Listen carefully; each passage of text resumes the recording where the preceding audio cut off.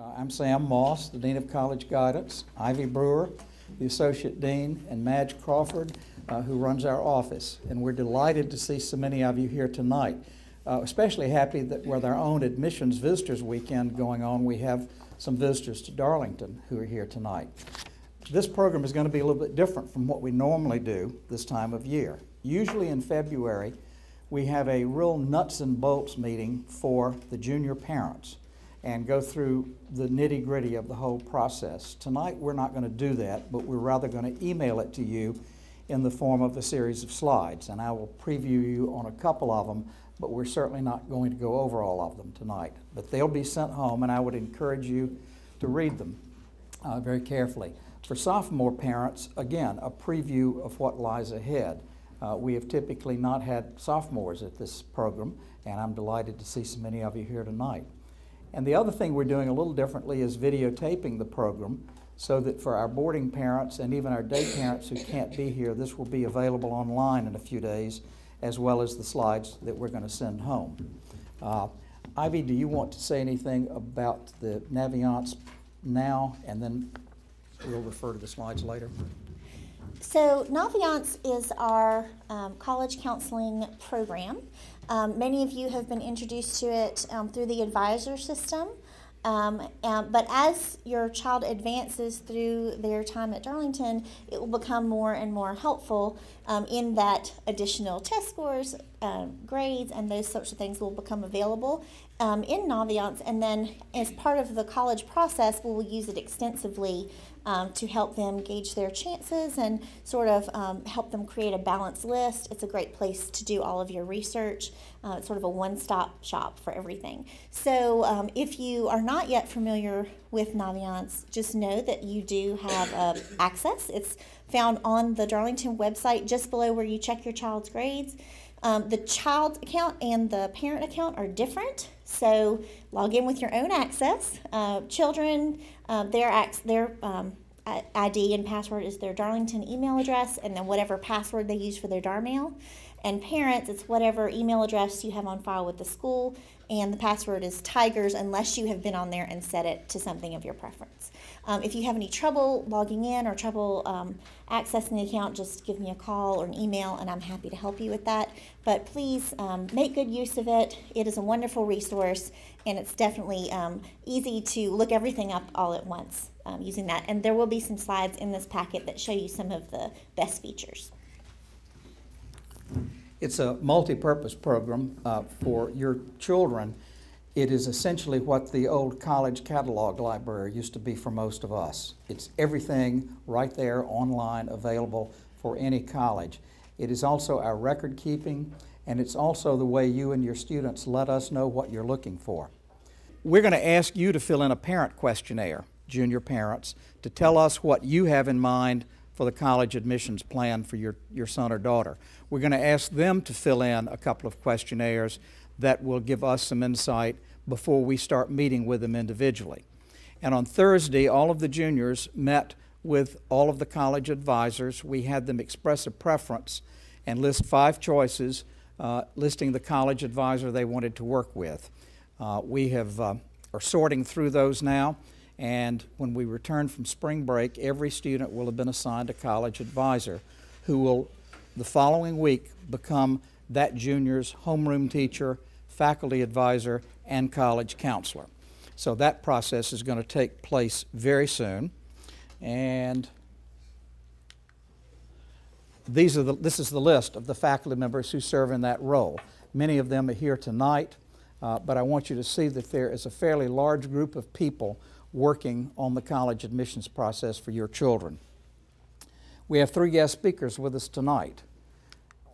They are Lee Ann Backlund, the Dean of Admissions and Financial Aid at the University of the South Sewanee, which one of you two might know is my alma mater. I've mentioned it occasionally. Cindy Singley, who is the Director of Undergraduate Recruitment for Auburn University, and Brandi Smith, who is the Assistant Dean of Admissions at Emory University. We have specifically chosen 3 different types of institutions, one large, one medium-sized, and one small. One is rural, one is suburban, a smaller town, and one is urban in Atlanta. So they're going to speak to you about the different admissions processes that their institutions and similar institutions follow.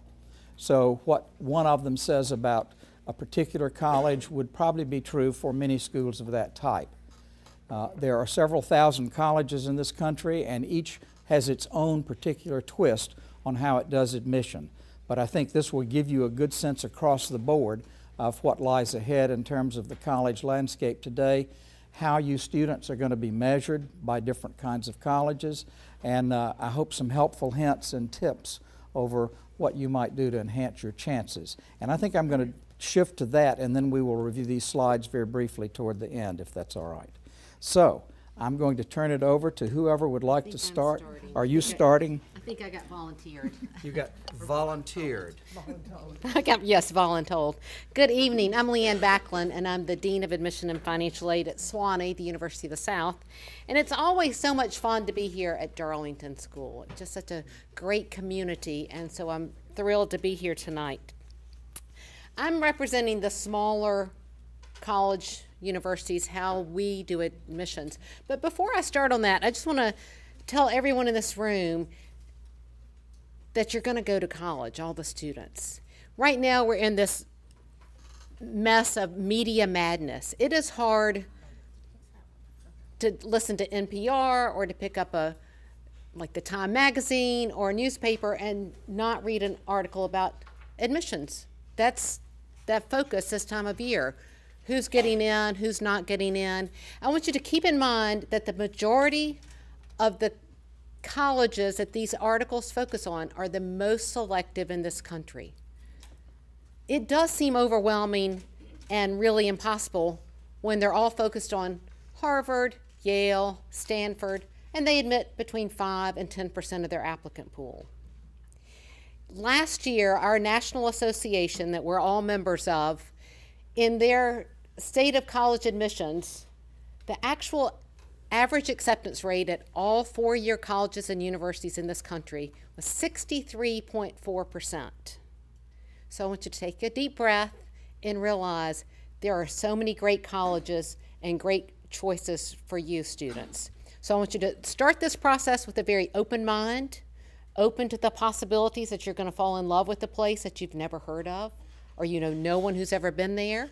And parents, I want you to be open-minded and put aside your notions about a place that may be outdated. It may have been that way when you were a student. Your alma mater does not exist the way it was when you were a student. So I want you to be open to the possibilities that places do change. So if you're applying to small colleges, and I've worked at 2, we do, and I think you'll hear similar things, we practice what we call holistic admissions.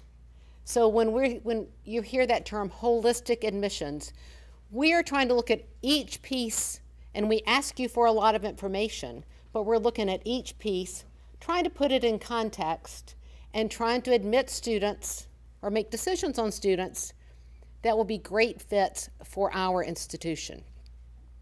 One thing to keep in mind, if a college asks students for a piece of information, we're going to use it in some way in our decision-making process. So yes, we really do read the essays. Yes, we really do read the letters of recommendation from teachers, college advisors. Those are very important. But we're also looking at a lot of different pieces of the puzzle. I think for all of us up here, the most important piece of information that we're going to really focus on is going to be the transcript. We're going to be looking at your transcript, students, from freshman year through at least the middle of your senior year. We're going to get some senior grades. But we're not just looking at a bottom line GPA. We are looking at the trends in your grades. For many of you, and I was a college counselor for 3 years, and I can speak to the young men in the room. For many of you, especially the young men, we would see this upward trend. You know, you sort of start off slow that freshman, sophomore year, then all of a sudden you catch fire.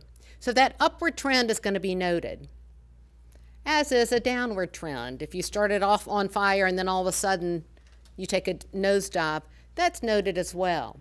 But we're not just looking at grades, we're looking at the curriculum. How have you challenged yourself within what's available here at Darlington School. So with every application that's mailed from here or submitted electronically from here, it goes to Darlington School profile. And that's going to tell all of us in the colleges what's available, what AP courses are offered, what honors courses, the grade distribution, a little bit about everything about this community. Oh, it just came on again. So just know that even if you're applying to a school that's never visited Darlington, they're going to have a really good sense of what Darlington, the challenges, the demands, because they have that profile. So keep that in mind. So that transcript, how have you challenged yourself within what is available to you as a student, and how have you done in those grades?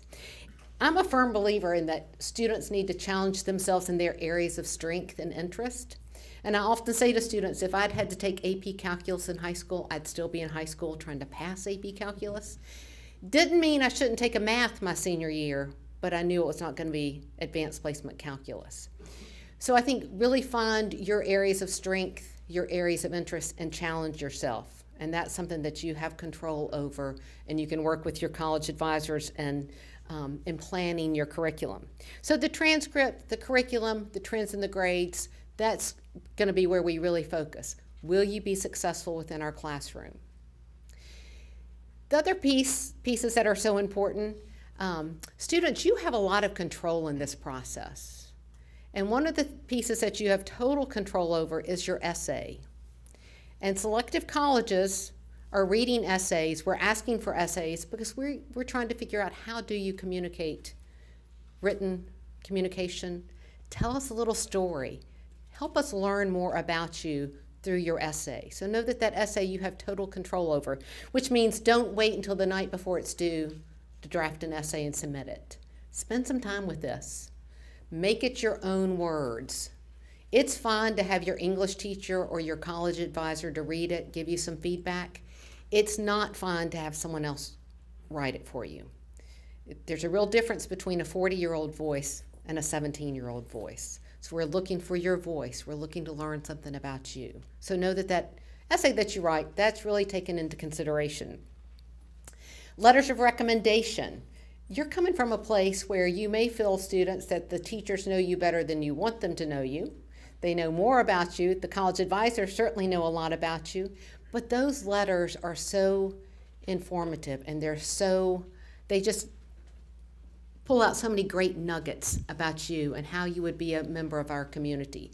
For the college advisor letter, they're really talking about you in the context of the Darlington School community. They may be highlighting, blips. If we see a downward trend, they may highlight, oh, the student missed so many weeks of school because they had a concussion, or they had mono, or there was a death in the family. They may also highlight, you may notice that the, AP Calculus grade is low. That's in the hardest grading teacher in our school. Things like that the counselor advisor letter is going to tell us. And those are very important, as are the teacher letters of recommendation. So students, as you think about who you're going to invite or ask to write a letter of recommendation for you, it may not be the teacher that you got the best grade in that class. It may be the teacher where you had to work the hardest, where you were going in for extra help, where it finally clicked, you finally got it. Teachers are going to talk about you in the context of their class. And perhaps because you're at a smaller school, they may have taught you more than once, and they can talk about your maturity. Or perhaps they're coaching you and teaching you. Or if you're a boarding student, they're your dorm parent, and they see you in the dormitory as well as in the classroom. So the letters of recommendation are going to be so helpful as we're trying to discern who are going to be great fits for our community. Extracurricular activities. I think we would all say we'd rather have quality involvement and not quantity. Find the things that you really enjoy. I'm always hesitant to say that you have a passion about, because I'm not sure as a 17-year-old you really know what you have a passion for. But if you're a musician, continue with your music. If you're an athlete, continue playing sports.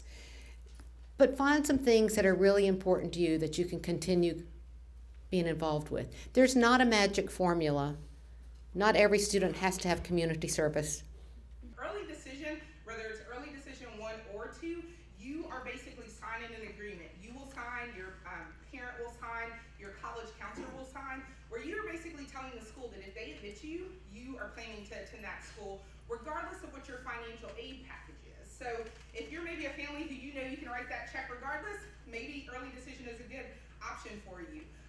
Most families, especially post-2008, really can't make that decision anymore, and that's okay. But what's important to know is for a lot of, especially the more selective schools, if you apply early decision to a school, you may have a higher chance of being admitted because they know if they admit you, you are going to come to their school, and it's a way for them to close up part of their freshman class. Some schools, as much as half of their freshman class will be filled by early decision applicants. But what you need to understand is, even though it gives you an advantage in the admissions process, that doesn't necessarily mean it's always going to translate to the financial aid process. So if you know you want to be able to compare financial aid packages, financial aid is going to be a deciding factor on where you're going to go, then perhaps early decision is not a good option for you. And your college counselors are really helpful in sort of advising you and helping you navigate that process. So that's something really important to keep in mind.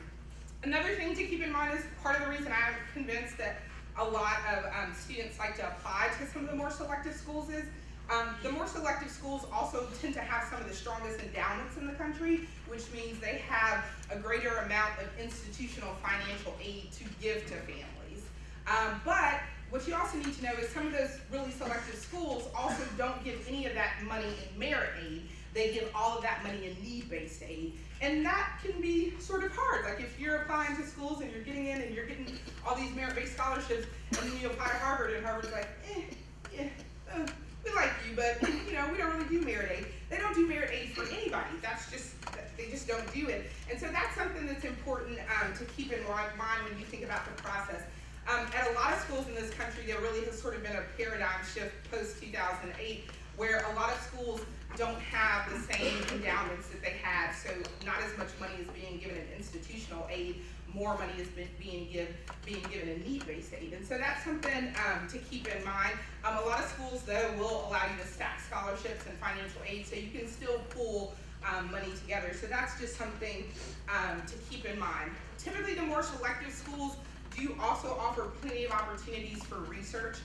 For undergrads, for many of those schools, you can begin that as early as freshman year. But it's also important to know, you can also find those on large state campuses. You can also find that on smaller liberal arts institutions. Sometimes people think when you hear liberal arts that means, well, they don't care about science, or they don't do research.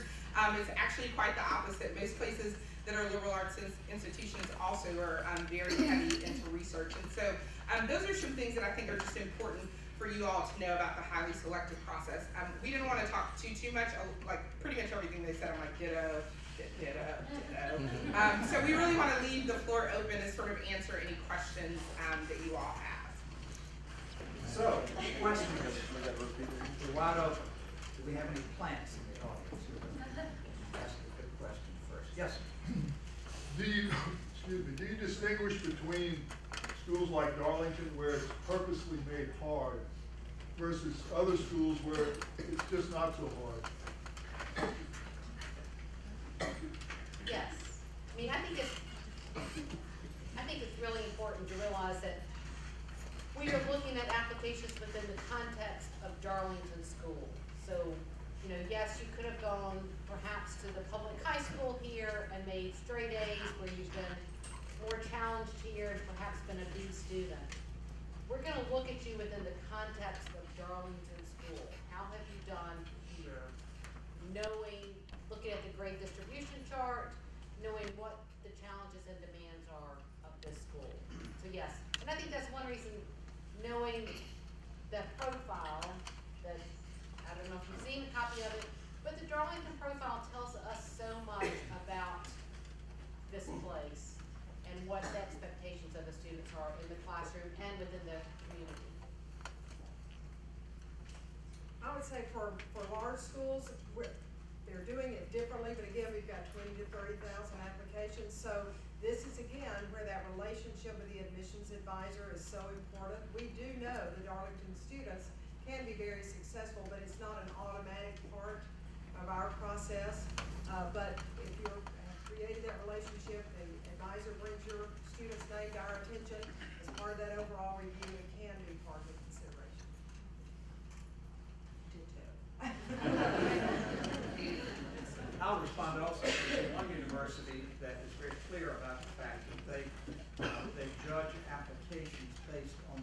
success rate of each school's graduates in their university. And whether that's a public school or an independent school, the performance of that school's graduates determine to some degree how future applications will judge. Next question. Yes, ma'am. I think, Cindy, you had indicated that sometimes legacy may play an effect in admission. And I'm a little bit curious, is that also the case for a smaller or more selective college as well? And what, you might answer this, to what point and when does that come into the process? The question was about legacy status and how does that figure in with, as I mentioned it as part of our process, and then she's posed the question to the others as well. It will come in for us at the initial review. Now, it doesn't add any particular points. Being a legacy will not supersede our thoughts on the student being successful. But if they're at that, like for instance, we talked about the middle 50%. If you look at the middle 50%, and that you're right on the border of that bottom area, the 50% legacy could push you above that for us. But it's not a formula. Yeah, I agree. I think the legacy piece will not supersede, it will not make the decision, but it may be a tipping point. If you're trying to decide between a couple of students and they look very similar, but one's a legacy, that may be the tipping point.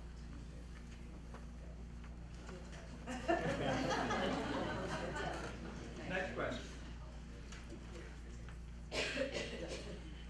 Out of curiosity, you mentioned about the particular needs for that incoming class. Who decides the need for the class, and then how is it communicated to admissions? And is that communicated to the applicants? That's a very good question. Now it's all.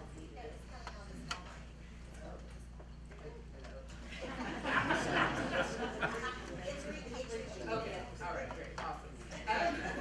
Sorry about that. That's actually a good question. Typically at most schools, the folks that sort of decide what the institutional goals for that year are typically the board of trustees of that particular school, and then they work with the dean of enrollment and the directors of admissions to really talk more about those goals. And the dean and the director really serves the role of helping the board of trust to understand the impact of setting such institutional goals. And I'm going to really let these ladies talk a little bit more about that. But institutional goals sometimes are very transparently described to the admissions staff, sometimes not so much. Sometimes it's in very general terms. It's that, you need to have a stronger profile. I mean, I've never worked in an admissions office that's like, okay, this year we need 12 OVO players, we need 5 English majors, we need 10 students who really love cats. Like, it's not like anything like that. But we do have a general sense of sort of what we look for. All of us sort of do a good job of sort of explaining that. Typically, if we have a new major on campus and we want to see,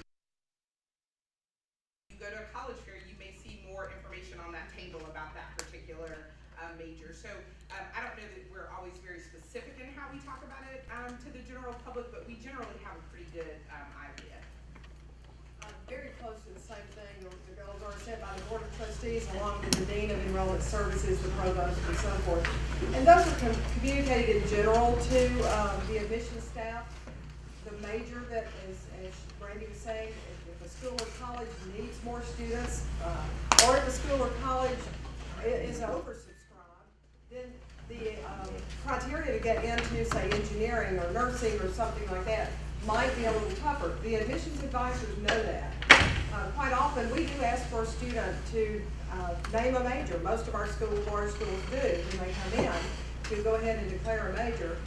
You and I all know that quite often they don't know what they want to do, so they may say, well, nursing sounds fun, I'll just be a nurse, So if that's the case, then we will advise them, let's take a different path, and while you discover what it is that you want to do, that nursing is a little oversubscribed, we need to maybe just do general science and mathematics, which will still be on the path should you decide that. But our admissions advisors do have that information. Well, I think a good way to try to figure out what an institutional priority may or may not be for that place, because they can't change every year. Have they built any new buildings? Is there a new science building? Is there, are they trying to fill a program? a few years ago, we added varsity lacrosse, men's and women's. We needed some lacrosse players. You know, so it's really going to change. You can certainly ask the question. I don't think institutional priorities do change. Sometimes we can be transparent, but I think you can figure that out if you say, what's new on campus? If you have any new programs, that's going to give you an idea of where we may be trying to focus at here. We're always focusing on Wyoming, so like, we never have enough kids from Wyoming. That doesn't mean you need to leave Darlington.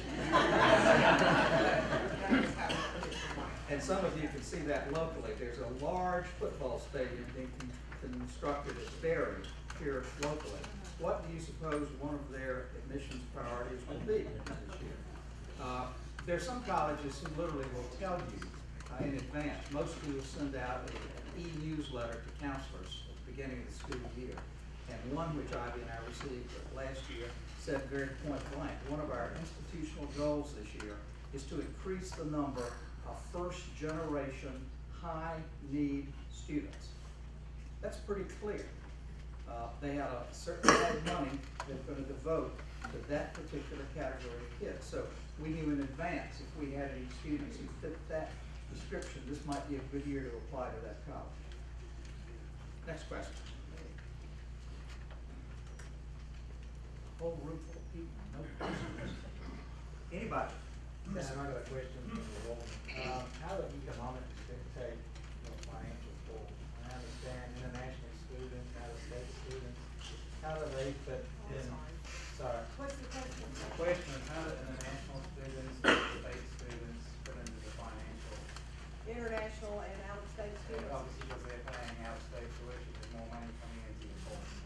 The question is, how do non-resident or out-of-state students and or internationals fit into the financial model? I will tell you that our Vice President of Finance loves out-of-state students. For most schools, it is part of the financial picture, the plan, if you will. Most will have a certain percentage that they're looking for, maybe 60% in-state, 40% out-of-state. That can vary from school to school, again, based on their priorities and opportunities within that state. For example, the states that have a state tuition program, out-of-state students are not as much a priority, but for states that do not, it is more of a priority. So, but not to the point that we would exclude any of our in-state students. But it is part of the financial picture because out-of-state students for most schools are paying 2 to 3 times the resident tuition.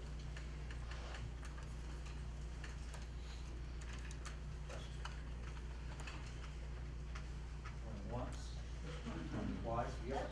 Oh, good question. I have a question. See a lot of, and I'll pick on the athletes here.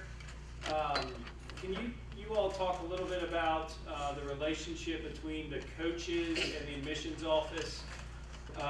It's different, obviously, for Gus Malzahn than it is for folks at the other schools, but I think that's always helpful for kids and parents to hear how that works at different schools.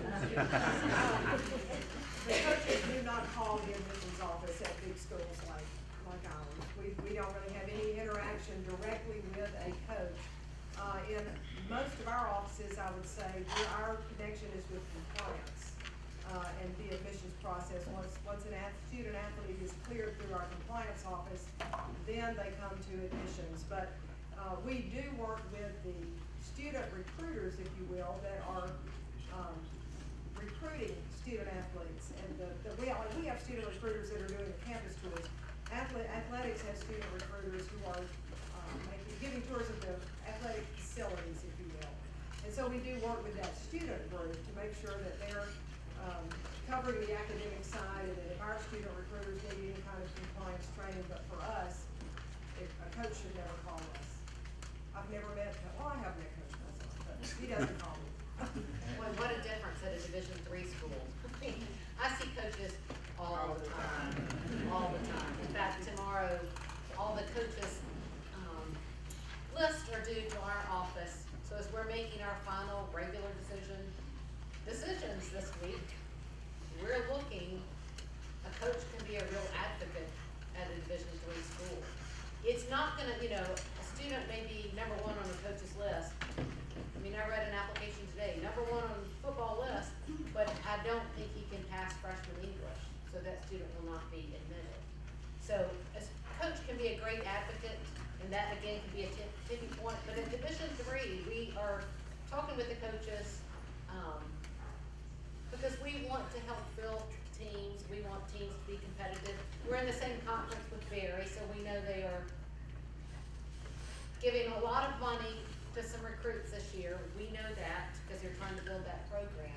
But I think for Division III, it's important. They're a member of our community. We'll have 35% of our student body involved in varsity sports. So coaches really do. So if you're a student athlete, think long and hard about Division III. They're great competitive programs. It's not gonna, you can still do other things, but coaches can be great recruiters and advocates for you in the process. Can you tell us who's in your league? And Emory, can you guys do the same? That'd be great. I think everybody knows who's in the SEC. We're in the a fairly new conference, and it's Berry, it's Oglethorpe, it's Rhodes College, Center College, Millsaps, Hendricks, Birmingham Southern. Thank you. I think that's about it. We split because we had 3 schools in Texas and Colorado College, and we just realized our student athletes were traveling, missing too many classes by having to travel that far, so we split the conference.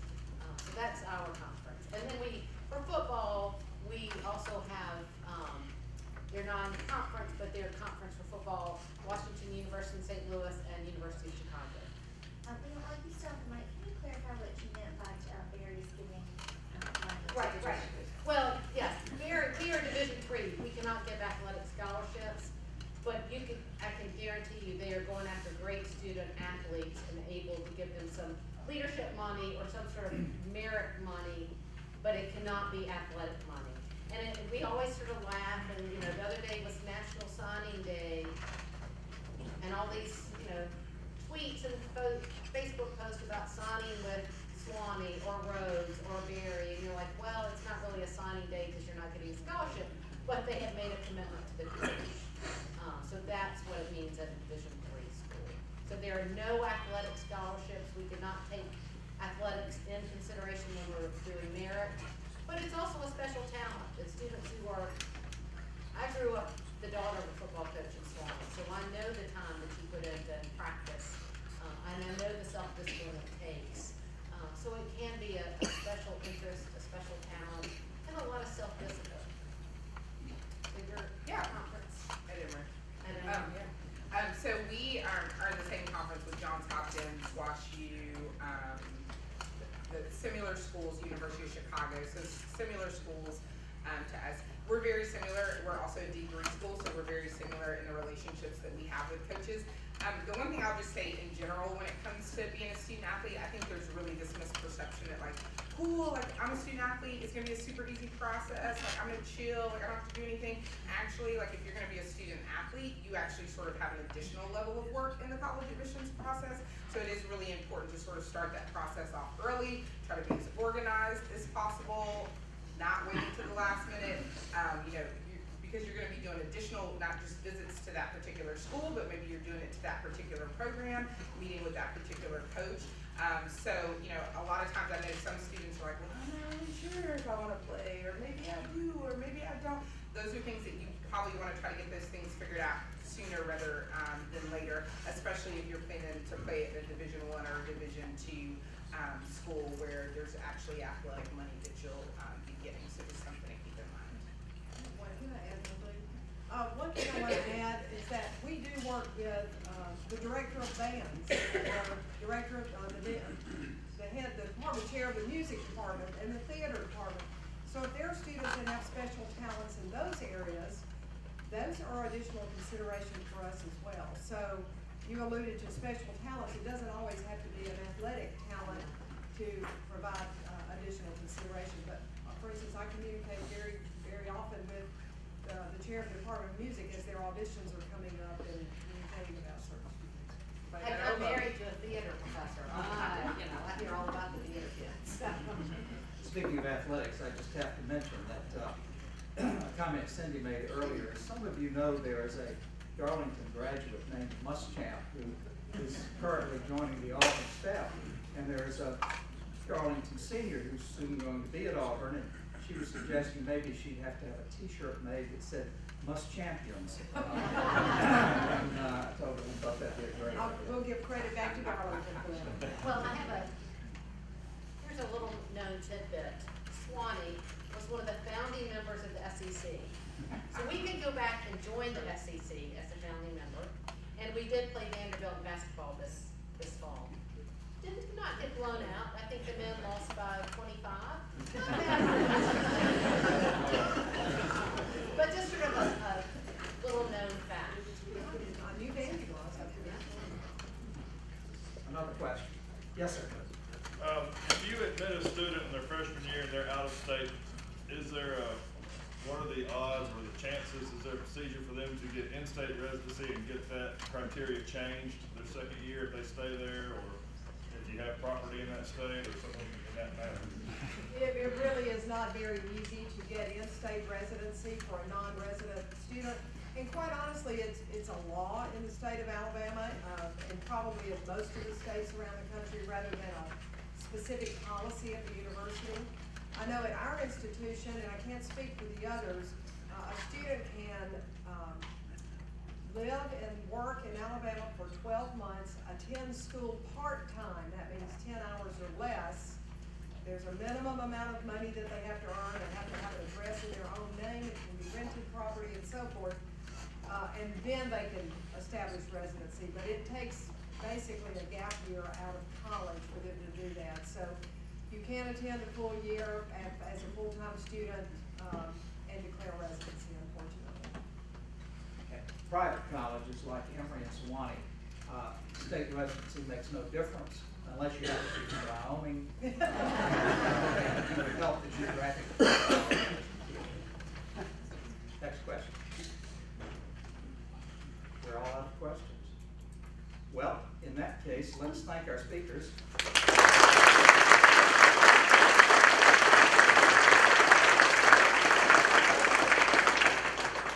I'm going to take about 1 minute and flip through what we're sending you home. So I hope you will pay attention to some of these things coming your way. The college process at Darlington, our expectations for students and parents.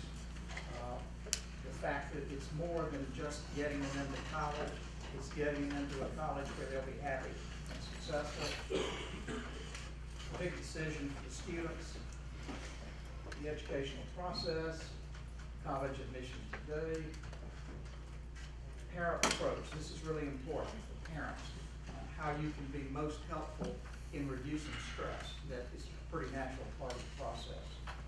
An explanation of the different types of curriculum and admissions factors, things that we've all brought up today, like institutional agenda, a statement on academic rigor from the University of Georgia, some trends that will show you, for example, why it's so much harder to get in certain schools that Brandi made reference to.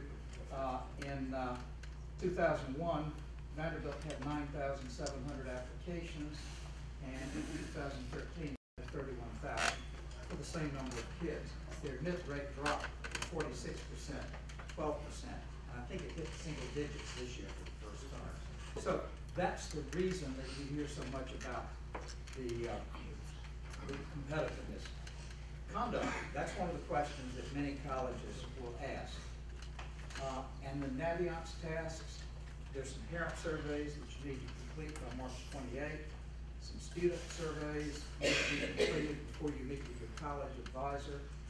And we'll send that all home to you so you can read it at your leisure. Are there any closing questions? I'm really delighted to see so many of you here tonight. I hope this has been useful. I want to again thank our three friends for being with us.